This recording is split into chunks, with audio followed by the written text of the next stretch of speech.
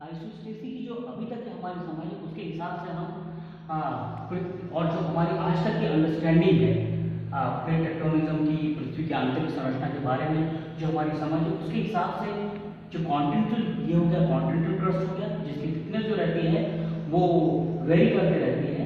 कहीं वो 70 से 80 किलोमीटर मोटा हो जाता है, उसकी थिकनेस रहती है, तो कहीं वो जो रहता है वो उसकी थिकनेस लगातार प्लेट्यूज में, प्लेन्स में, बेसिन्स में वो लगातार कम होती चली जाती है। और ओशन जो बेसिन जो रहती है उसमें करीब 5 से 10 किलोमीटर उसकी मोटाई रहती है। और ये क्रस्ट का जो पोर्शन रहता है उसके नीचे का जो पोर्शन जो रहता है वो उसको हम अपर एटमॉस्फेयर का पार्ट बोलते हैं। तो इनके बीच में एक काफ़ी बड़ा फिजिको-केमिकल चेंजेस रहता है, इसको हम मोरोविसिक डिसकंटिन्यूटी से हम उसको अलग करते हैं। तो ये क्रस्ट वाला पोर्शन हो गया और ये जो किसका हो गया, ये एस्थियोस्फीयर वाला पोर्शन हो गया।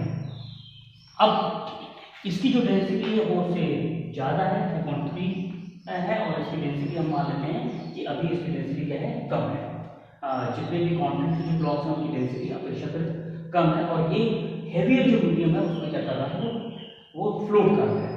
अब ये जो माउंटेन्स है, हमको बहुत अच्छे से मालूम है कि माउंटेन्स में वेल्डिंग और इरोजन की प्रोसेस होती है, टूट फूट होती है, और अल्टीमेटली जो रहता है यहाँ से जो मटेरियल जो रहता है वो मूव करते करते कहाँ चला जाता है, ओशन में चला जाता है। और ओशन में जाने के बाद क्या होता है, वो जमा हो जाता है। ओशन में कई बार उसकी जो थिकनेस जो रहती है 10 से 15 किलोमीटर मोटी उसकी उतना वो मोटा हो जाता है कई बार। तो इस तरीके से यहाँ लगातार जो चीज़ें टूट फूट के कॉन्टिनेंट से आती हैं वो किसी बेसिन में, यहाँ अपन ओशन बेसिन ले रहे हैं, वहाँ वो जमा होती है। यहाँ भार कम हो रहा है और यहाँ भार क्या हो रहा है, बढ़ रहा है।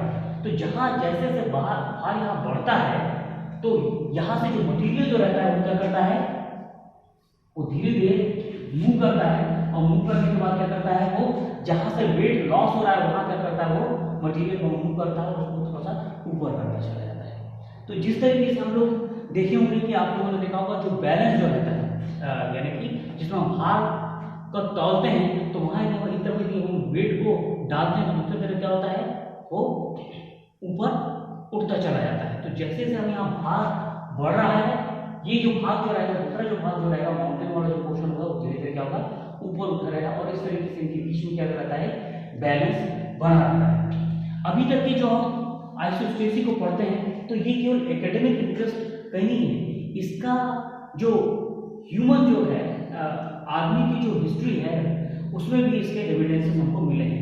स्कैंडिनेवियन जो नेशंस हैं,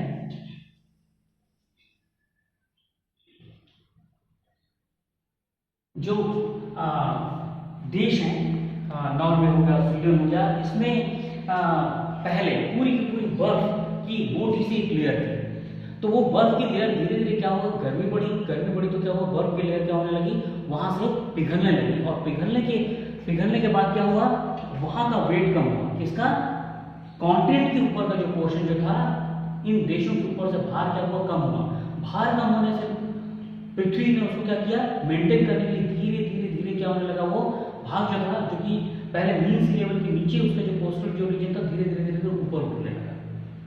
तो इस तरीके से उसने क्या कर दिया, अपने को एक जगह की वेट लॉस हुआ तो वो धीरे धीरे चीज क्या होगी, ऊपर उठी, और ये एविडेंसेस हमको स्कैंडिनेवियन कंट्रीज में हमको नजर आते हैं। दूसरा इसका दूसरा जो एस्पेक्ट हमको भारत में भी, इंडिया में भी मिलने लगा, वो कोयना।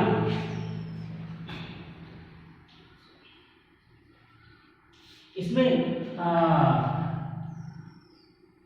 एक बहुत बड़ा ग्रेविटी डैम होने वाला है। डैम बनाने का मतलब क्या होता है, यदि आपने डैम का कंस्ट्रक्शन किया है किसी भी क्षेत्र में, तो आपने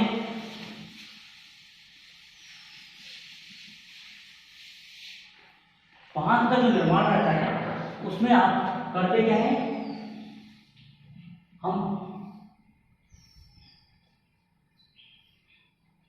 एक बड़ा सा सोच लीजिए कि आपने पहाड़ी क्या कर दिया है, नदी के सामने आपने खड़ा कर दिया है, और यहाँ दूसरा क्या होता है, वहां अब पानी जमा होने लगा।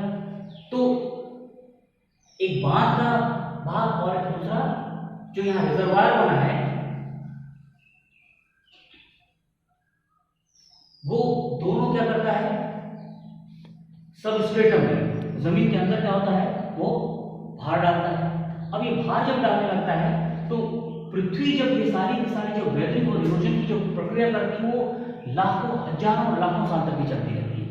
लेकिन जब आदमी जब ये काम करता है तो आदमी क्या करता है, 10-12 साल में क्या करता है, एक पूरा पूरा पहाड़ बना देता है यानी कि डैम के रूप में, और उसमें पानी को क्या कर देता है, जमा कर देता है। इसका जो भार जो रहता है वो अचानक यहाँ इक्विलिब्रियम हमने अचानक डिस्टर्ब कर दिया है। पृथ्वी का जो ग्रेविटी और मास के बीच में जो इक्विलिब्रियम बना रहता है उसको हमने क्या कर दिया, डिस्टर्ब कर दिया। अचानक हमने क्या कर दिया, डैम बना दिया है और वहाँ पानी का जमा कर दिया। तो यहाँ से मटेरियल का जो मूवमेंट जो रहता है वो थोड़ा सा गड़बड़ा जाता है। इसीलिए कोयना में